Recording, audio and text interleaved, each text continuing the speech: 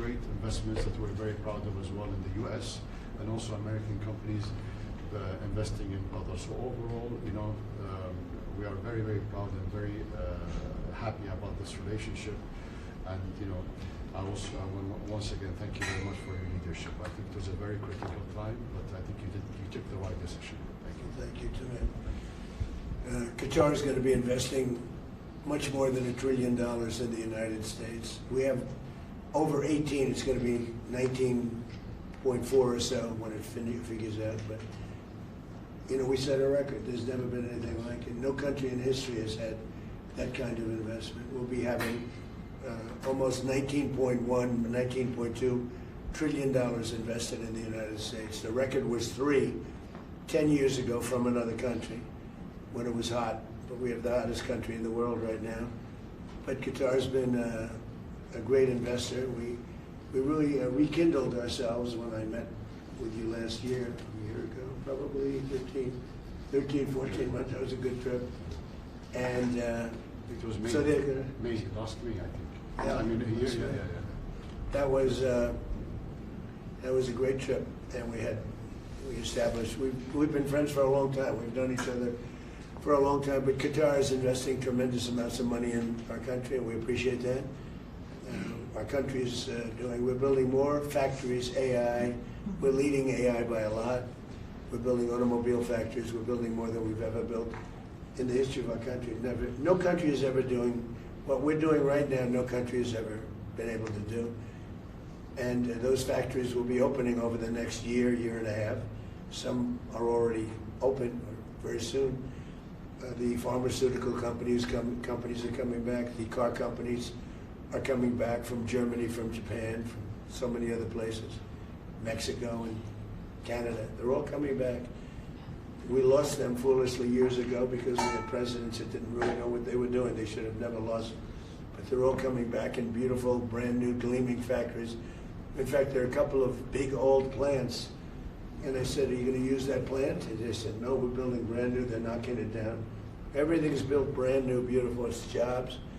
And the auto business, we're going to bring back probably, we lost 57% of our automobile business. I think we're going to bring it mostly back. And for chips, we were the king of chips, and then it got stolen from us. We went from being the king to having basically no chip business. The CHIPS Act that was done by Biden was a disaster, just a stupid thing to do. You handed billions and billions of dollars to people, and then they didn't build a factory.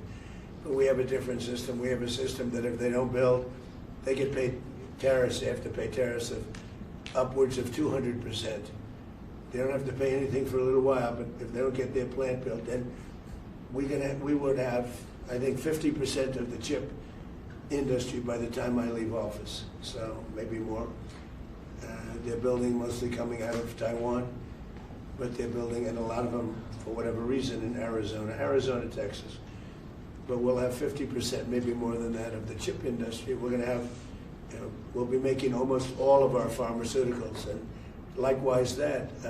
If they don't build, they'll have 150 to 200% tariff to pay.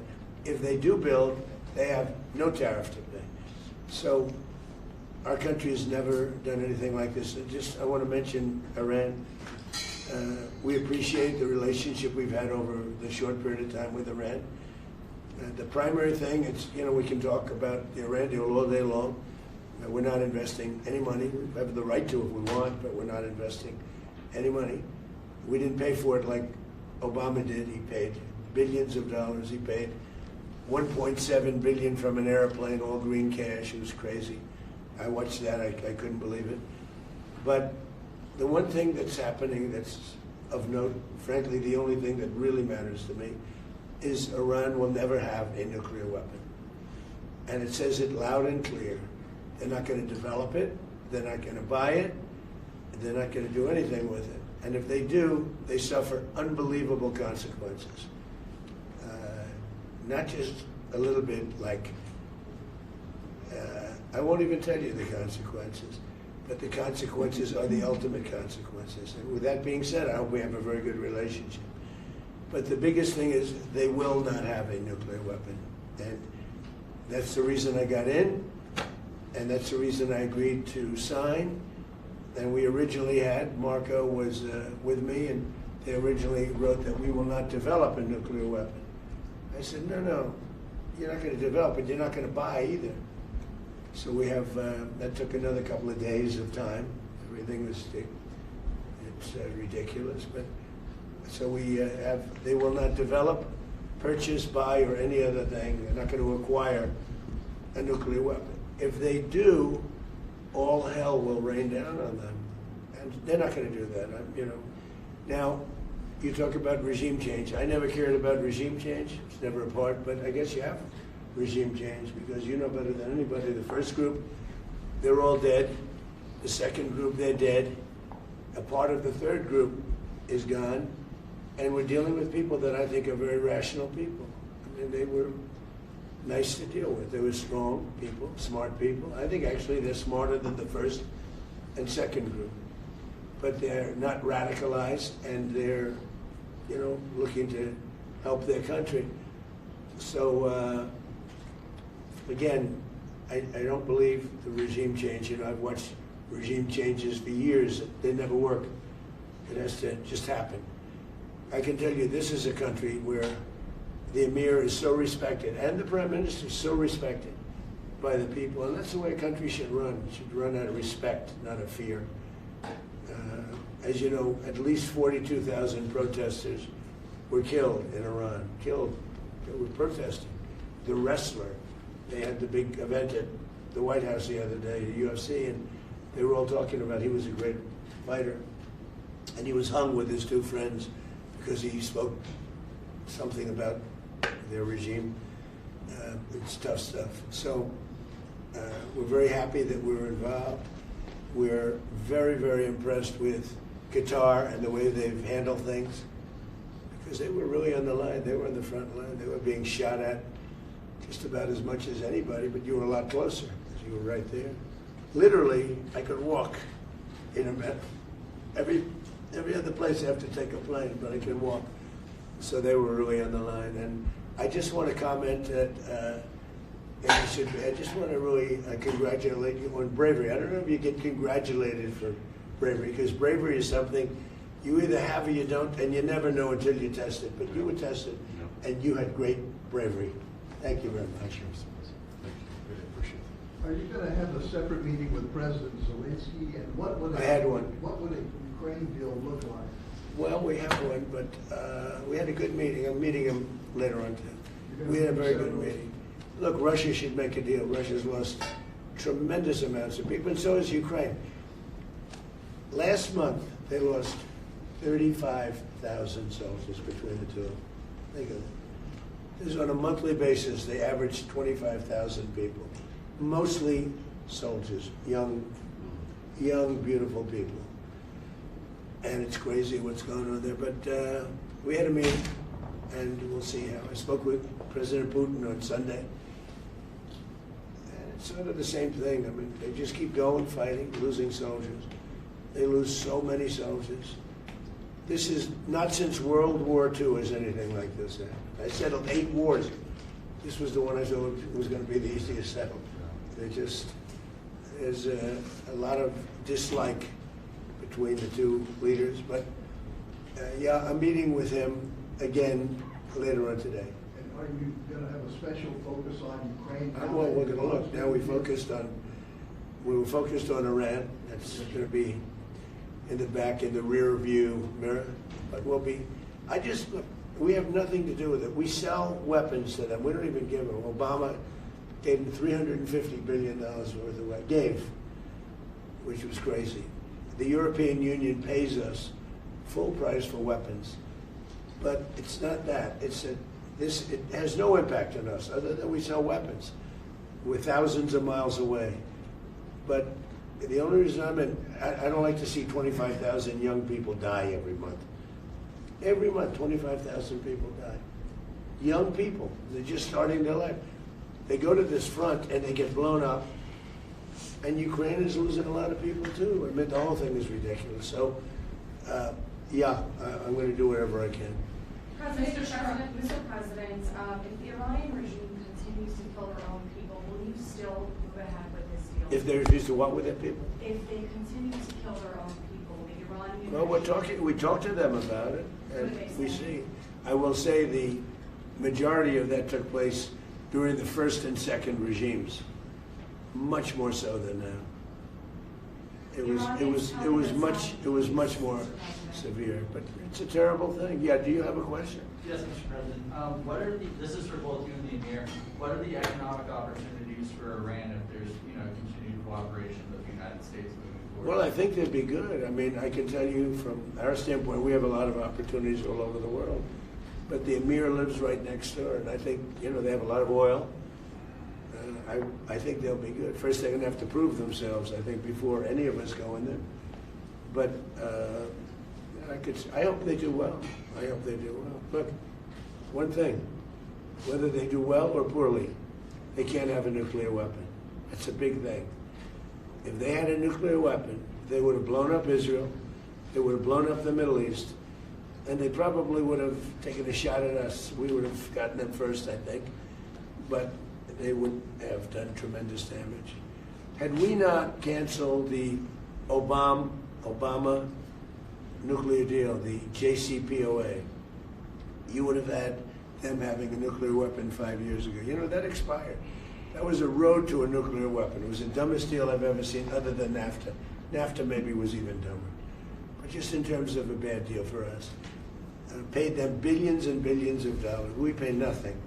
They paid them billions of dollars. And it was a disaster. I terminated that in my first term. Had I not terminated, and we hit them hard, we terminated it. In my second term, we sent in the B-2 bombers, and we terminated their, I call it the nuclear dust, their enriched material, right? And totally effectively. And I remember when CNN, which is fake news, I don't know, it probably isn't, but CNN said, well, maybe it wasn't that effective. So the Atomic Energy just reported that it was one of the most devastating bombings that they've ever seen. The whole mountain collapsed on top of it. And frankly, to go get it, we're going to go get it. But to go get it is a big deal. Because they say only China and us have the equipment where you can even get. The whole mountain is collapsed on top. We have cameras on it. You could make the case, why are you even bothering? Because it's not really valuable. It's, it's probably $500,000 worth. It's not very valuable stuff. But I think psychologically we want to get it. Can I just answer you asked? I think in the last couple of months or weeks, I think that wasn't we were not interested in, what are the opportunities, economical opportunities in Iran. Our interest, both of us, was to, first of all, to find a deal to stop this war. This is our main target. But looking at the economy and the opportunity, I'm sure there are going to be huge opportunities. And, as long, as I said, this is a very important momentum to keep working like that to reach, let's say, the final deal. After that, Iran will be, of course, open for any kind of investments, and I'm sure there are going to be huge opportunities. But to be honest, we never thought of it. Our target, is to try to find a deal. Well, they're going to need something because we blew them up, and you could make the case. I used to make the case that. Like a week ago I said it, now it's different, we have an agreement, but if we left, we did a great job. If we just left, we did a great job, because it would take them 15, 20 years maybe to rebuild. And we were going to do a much bigger job if the agreement wasn't signed. We would have taken it to a level. And if we did that, they would never, ever, I believe, be able to rebuild. Too much. Mr. President, what are the expectations for Israel? Can this deal survive if Israel attacks Lebanon? It can, and I consider that the minor war. Iran's a big one, but we have that little pinprick out there that constantly rears its head, and that's Hezbollah. And I was very responsible for Syria, and the man that's running Syria now is a person that I put there along with President Erdogan and some others. He's done an amazing job of pulling it together. He's not a Boy Scout, but he's done an amazing job of pulling it together. And he is very good with Hezbollah, does not like them, And I'll tell you what, Israel's fighting Hezbollah too long, and too many people are being killed. And you don't have to knock down an apartment house every time you're looking for somebody, because there are a lot of people in those apartment houses, and they're not all Hezbollah, that I can tell you. And I suggested to Israel to let Syria take care of Hezbollah. Because to be honest with you, I think they do a better job of doing it. Is Netanyahu on board with And I the didn't Iranian like Syria. I didn't like where 2 hours before we're signing the agreement that there was an attack in Lebanon, in Beirut. It wasn't like in the southern side, and it was in Beirut. I did not like that. I let them know that. I didn't like it, not at all. But I think that Syria, he's pulled that country together amazingly quickly. He's very capable. And he's been very good for me. He's protected everything that I've asked for, he's done. And if Israel can't do the job without killing everyone else, he'll do the job. Syria will do the job. Are you frustrated with Netanyahu, sir? No, we had a great relationship. We're talking about some end details. I didn't like that he did an attack based on there's a very minor little thing with some drones that were released, and he ends up doing I saw that attack. I saw where that bomb went. Did you see what happened? That was a vicious, that was too much. You can do too much also. But we've had a very effective relationship. Without the United States, there would be no Israel. Without me, there would be no Israel, because no other president was willing to do what I did. I've had a great relationship with Bibi, but now Bibi has to be more responsible with respect to Lebanon. Lebanon used to be a great country. It was a country where you had professors, doctors, lawyers. The great intellect was in Lebanon. Now it's terrible. I would say of all countries, they've been treated the worst. And they can't defend themselves. And they have Hezbollah, which is a problem for them. So, no, I'm not happy with the way Israel has handled themselves with Lebanon and with Hezbollah. They should have been able to do the job faster. It just goes on forever. And when that happens, it throws a negative light on the big deal, and that's the deal with Iran. So when you ask me about Bibi, an unbelievable relationship. But Israel would have been blown up a long time ago had I not gotten involved. Two things I did. I terminated the Iran nuclear deal. Barack Hussein Obama sold out Israel for Iran. He went to Iran. He sold them out. How anybody can vote for this guy or the party, the Democrats I call them, because they're dumb. They're dumb people. That's number one. How anybody can vote for them. And the second was the B-2 bombers, just totally destroyed. So they had the right, the JCPOA. I watch these politicians. I watched a Senator Reid that nobody ever heard of the other day. Well, this deal is the same as the deal with Barack Obama. No. This deal is a wall to a nuclear weapon. His deal was a road to a nuclear weapon. My deal, they can't have a nuclear. They get blown up. If they have a nuclear weapon, they get blown up. In his deal, they were allowed to have a nuclear weapon. And in all fairness to Bibi, I remember very well, Bibi came to Washington and he begged Obama not to make that deal. And Obama was on the side of Iran, not Israel. And he made the deal. That deal was a disaster. I terminated that deal. And if I didn't terminate, and was very tough after the termination, and if I didn't do that, Howard knows better than anybody. If I didn't terminate that deal, I believe that Israel wouldn't be here right now. And the second one was what we did with respect to the nuclear. But he didn't aim at Israel, much less. He aimed at your countries. And actually, that was a mistake for them, because it brought us, these countries, in particular the 5 countries, it brought us, I mean, he even had Turkey once. I never understood it. Nobody's going to understand it. That's the problem. They're totally irrational people. And those people are now gone. And I think Iran has rational leadership now. Isn't it? Yeah. But you wouldn't have, if it weren't for the United States of America, with me, because Obama was the opposite, Israel would not exist right now. Israel would have been blown off the face of the earth, 100%.